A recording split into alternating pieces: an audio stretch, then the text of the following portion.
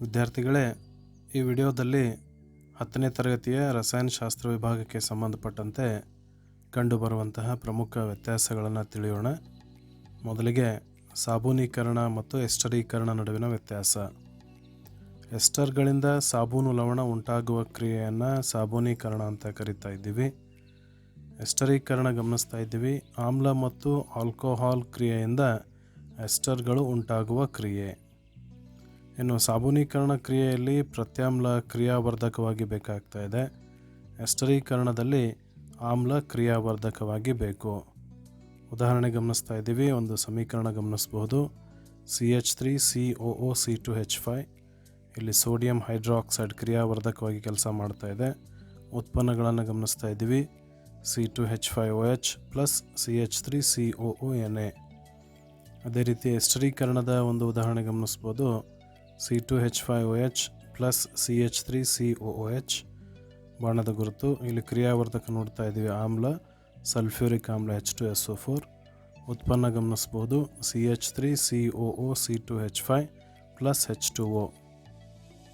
ಮುಂದಿನ ವ್ಯತ್ಯಾಸ ಅಯಾನಿಕ್ ಸಂಯುಕ್ತಗಳು ಮತ್ತು ಸಹವೆಲೆನ್ಸಿಯ ಸಂಯುಕ್ತಗಳು. ಅಯಾನಿಕ್ ಸಂಯುಕ್ತಗಳು ಅಯಾನಿಕ್ ಬಂಧವನ್ನು ಹೊಂದಿವೆ. ಸಹವೆಲೆನ್ಸಿಯ ಸಂಯುಕ್ತಗಳು ಸಹವೆಲೆನ್ಸಿಯ ಬಂಧವನ್ನು ಹೊಂದಿವೆ. ಅಯಾನಿಕ್ ಸಂಯುಕ್ತಗಳು ನೀರಿನಲ್ಲಿ ಕರಗುತ್ತವೆ. ಸಹವೆಲೆನ್ಸಿಯ ಸಂಯುಕ್ತಗಳು ನೀರಿನಲ್ಲಿ ಕರಗುವುದಿಲ್ಲ. ಅಯಾನಿಕ್ ಸಂಯುಕ್ತಗಳು ಸಾವಯವ ದ್ರಾವಕಗಳಲ್ಲಿ ಕರಗುವುದಿಲ್ಲ. ಸಹವೆಲೆನ್ಸಿಯ ಸಂಯುಕ್ತಗಳು ಸಾವಯವ ದ್ರಾವಕಗಳಲ್ಲಿ ಕರಗುತ್ತವೆ. ಇನ್ನು ಅಯಾನಿಕ್ ಸಂಯುಕ್ತಗಳು ದ್ರವಿಸಿದ ಸ್ಥಿತಿಯಲ್ಲಿ ವಿದ್ಯುತ್ತಿನ ವಾಹಕಗಳು. ಸಹವೆಲೆನ್ಸಿಯ ಸಂಯುಕ್ತಗಳು ದ್ರವಿಸಿದ ಸ್ಥಿತಿಯಲ್ಲಿ ವಿದ್ಯುತ್ತಿನ ಅವಾಹಕಗಳು. ಅಯಾನಿಕ್ ಸಂಯುಕ್ತಗಳು ಕರಗುವ ಮತ್ತು ಕುದಿಯುವ ಬಿಂದು ಹೆಚ್ಚು ಇರ್ತಾ ಇದ್ದಾವೆ. ಇವುಗಳಲ್ಲಿ ಸಹವೆಲೆನ್ಸಿಯ ಸಂಯುಕ್ತಗಳಲ್ಲಿ ಕರಗುವ ಮತ್ತು ಕುದಿಯುವ ಬಿಂದು ಕಡಿಮೆ. ಮುಂದಿನ ವ್ಯತ್ಯಾಸ ಲೋಹಗಳು ಮತ್ತು ಅಲೋಹಗಳು.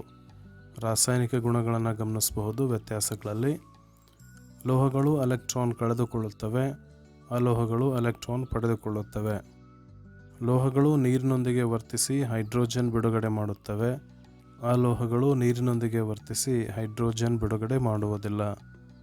ಲೋಹಗಳು ಅಯಾನಿಕ್ ಬಂಧವನ್ನು ಉಂಟು ಮಾಡುತ್ತವೆ. ಅಲೋಹಗಳು ಸಹವೆಲೆನ್ಸಿಯ ಬಂಧವನ್ನು ಉಂಟು ಮಾಡುತ್ತವೆ. ಲೋಹಗಳು ಪ್ರತ್ಯಾಮ್ಲೀಯ ಆಕ್ಸೈಡ್ ಉಂಟು ಮಾಡುತ್ತವೆ. ಅಲೋಹಗಳು ಆಮ್ಲೀಯ ಆಕ್ಸೈಡ್ ಉಂಟು ಮಾಡುತ್ತವೆ. ಹುರಿಯುವಿಕೆ ಮತ್ತು ಕಾಸುವಿಕೆ ನಡುವಿನ ವ್ಯತ್ಯಾಸ ನೋಡ್ತಾ ಇದ್ದೀವಿ. ಹುರಿಯುವಿಕೆ ಸಲ್ಫೈಡ್ ಅದುರನ್ನು ಆಕ್ಸೈಡನ್ನಾಗಿ ಮಾಡುವುದು. ಕಾಸುವಿಕೆ ಕಾರ್ಬೋನೇಟ್ ಅದುರನ್ನು ಆಕ್ಸೈಡನ್ನಾಗಿ ಮಾಡುವುದು. ಹುರಿಯುವಿಕೆಯಲ್ಲಿ ಅಧಿಕ ಪ್ರಮಾಣದ ಗಾಳಿ ಬೇಕಾಗ್ತಾ ಇದೆ. ಕಾಸುವಿಕೆಯಲ್ಲಿ ಕಡಿಮೆ ಪ್ರಮಾಣದ ಗಾಳಿ ಬೇಕು. ನೋಡ್ತಾ ಇದ್ದೀವಿ. ZnS ಪ್ಲಸ್ O2 ಬಾಣದ ಗುರುತು. ZnO plus SO2. ಕಾಸುವಿಕೆಯಲ್ಲಿ ಗಮನಿಸ್ಬೋದು. ZnCO3 ಬಾಣದ ಗುರುತು. ZnO plus CO2. ಮುಂದಿನ ವ್ಯತ್ಯಾಸ ಲೋಹಗಳು ಅಲೋಹಗಳು. ಭೌತಗುಣಗಳು.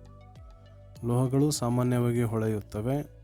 ಅಲೋಹಗಳು ಸಾಮಾನ್ಯವಾಗಿ ಹೊಳೆಯುವುದಿಲ್ಲ. ಲೋಹಗಳು ತನ್ಯ ಮತ್ತು ಕುಟ್ಯ ಗುಣ ಹೊಂದಿವೆ. ಅಲೋಹಗಳು ತನ್ಯ ಮತ್ತು ಕುಟ್ಯ ಗುಣ ಹೊಂದಿಲ್ಲ. ಲೋಹಗಳು ಶಾಬ್ದನ ಗುಣ ಹೊಂದಿವೆ. ಅಲೋಹಗಳು ಶಾಬ್ದನ ಗುಣ ಹೊಂದಿಲ್ಲ. ಲೋಹಗಳು ಉಷ್ಣ ಮತ್ತು ವಿದ್ಯುತ್ತಿನ ವಾಹಕಗಳು. ಅಲೋಹಗಳು ಉಷ್ಣ ಮತ್ತು ವಿದ್ಯುತ್ತಿನ ಅವಾಹಕಗಳು. ಉತ್ಕರ್ಷಣ ಕ್ರಿಯೆ ಹಾಗೂ ಅಪಕರ್ಷಣ ಕ್ರಿಯೆ ನಡುವಿನ ವ್ಯತ್ಯಾಸ ಗಮನಿಸಬಹುದು. ಆಕ್ಸಿಜನನ್ನು ಪಡೆದುಕೊಳ್ಳುವ ಕ್ರಿಯೆ ಅಥವಾ ಹೈಡ್ರೋಜನನ್ನು ಕಳೆದುಕೊಳ್ಳುವ ಕ್ರಿಯೆಯನ್ನು ಉತ್ಕರ್ಷಣ ಕ್ರಿಯೆ ಅಂತ ಹೇಳ್ತೀವಿ. ಅದೇ ರೀತಿ ಆಕ್ಸಿಜನನ್ನು ಕಳೆದುಕೊಳ್ಳುವ ಕ್ರಿಯೆ ಅಥವಾ ಹೈಡ್ರೋಜನನ್ನು ಪಡೆದುಕೊಳ್ಳುವ ಕ್ರಿಯೆಯನ್ನು ಅಪಕರ್ಷಣ ಕ್ರಿಯೆ ಅಂತ ಕರಿತಾ ಇದ್ದೀವಿ. ಉತ್ಕರ್ಷಣ ಕ್ರಿಯೆಯಲ್ಲಿ ಗಮನಿಸ್ತಾ ಇದ್ದೀವಿ. ಎಲೆಕ್ಟ್ರಾನನ್ನು ಕಳೆದುಕೊಳ್ಳುವ ಕ್ರಿಯೆ. ಅಪಕರ್ಷಣೆ ಎಲೆಕ್ಟ್ರಾನನ್ನು ಪಡೆದುಕೊಳ್ಳುವ ಕ್ರಿಯೆ. ಉತ್ಕರ್ಷಣೆ ಬಹಿರುಷ್ಣಕ ಕ್ರಿಯೆ ಆಗಿರ್ತಾ ಇದೆ. ಅಪಕರ್ಷಣ ಕ್ರಿಯೆಯು ಅಂತರುಷ್ಣಕ ಕ್ರಿಯೆ. ಇನ್ನು ಅಂತರುಷ್ಣಕ ಕ್ರಿಯೆ ಹಾಗೂ ಬಹಿರುಷ್ಣಕ ಕ್ರಿಯೆಗಳ ನಡುವಿನ ವ್ಯತ್ಯಾಸ ನೋಡಬಹುದು. ಉಷ್ಣವನ್ನು ಹೀರಿಕೊಳ್ಳುವಂತಹ ಕ್ರಿಯೆಗೆ ಅಂತರುಷ್ಣಕ ಕ್ರಿಯೆ ಅಂತ ಕರಿತೀವಿ. ಉಷ್ಣವನ್ನು ಬಿಡುಗಡೆ ಮಾಡುವ ಕ್ರಿಯೆಯನ್ನು ಬಹಿರುಷ್ಣಕ ಕ್ರಿಯೆ ಅಂತ ಹೇಳ್ತಾ ಇದ್ದೀವಿ. ವಿಭಜನ ಕ್ರಿಯೆಗಳು ಅಂತರುಷ್ಣಕ ಆಗಿರ್ತಾ ಇದ್ದಾವೆ.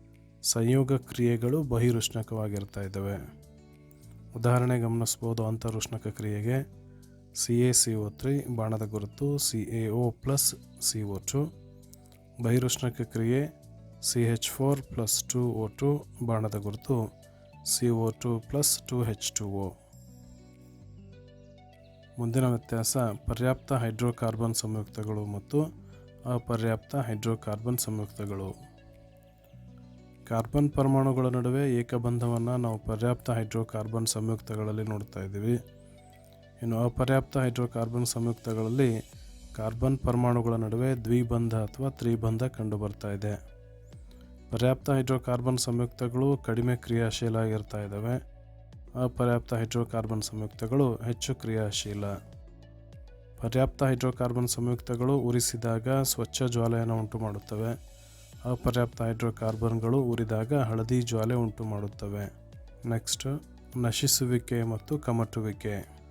ಲೋಹದ ವಸ್ತುಗಳು ತೇವಾಂಶ ಹಾಗೂ ಇತರ ಆಮ್ಲಗಳೊಂದಿಗೆ ವರ್ತಿಸಿ ಹಾಳಾಗುವಿಕೆಯನ್ನು ನಾವು ನಶಿಸುವಿಕೆ ಅಂತ ಕರಿತಾ ಇದ್ದೀವಿ.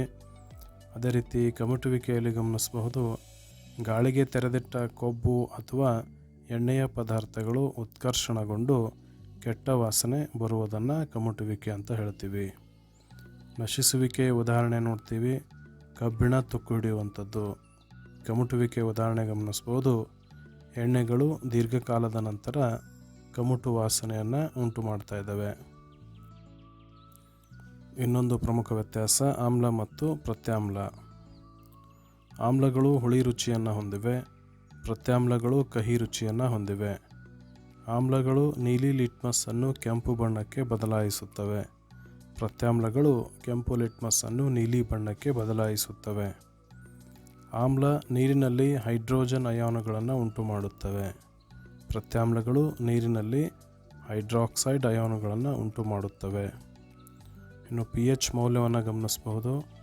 ಆಮ್ಲಗಳಲ್ಲಿ pH ಮೌಲ್ಯ 7ಕ್ಕಿಂತ ಕಡಿಮೆ ಇರ್ತಾ ಇದೆ.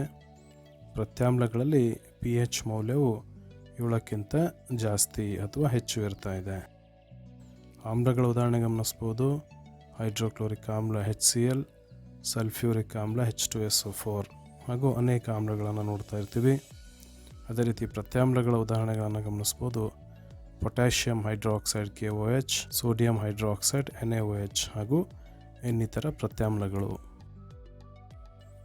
ಇನ್ನೊಂದು ವ್ಯತ್ಯಾಸ ಕುಟ್ಯತೆ ಮತ್ತು ತನ್ಯತೆ. ಲೋಹಗಳ ವಿಶೇಷ ಗುಣಗಳಾಗಿರುವಂಥ ಕುಟ್ಯತೆ ಮತ್ತು ತನ್ಯತೆಗಳ ನಡುವಿನ ವ್ಯತ್ಯಾಸವನ್ನು ಗಮನಿಸಿದಾಗ ತೆಳುವಾದ ಹಾಳೆಯನ್ನಾಗಿ ಮಾಡಬಹುದಾದಂಥ ಲೋಹದ ಗುಣಕ್ಕೆ ಕುಟ್ಯತೆ ಅಂತ ಹೇಳ್ತಾ ಇದ್ದೀವಿ. ಇನ್ನು ತೆಳುವಾದ ತಂತಿಯನ್ನಾಗಿ ಮಾಡಬಹುದಾದಂಥ ಲೋಹದ ಗುಣಕ್ಕೆ ತನ್ಯತೆ ಅಂತ ಕರಿತಾ ಇದ್ವಿ. ಧನ್ಯವಾದಗಳು.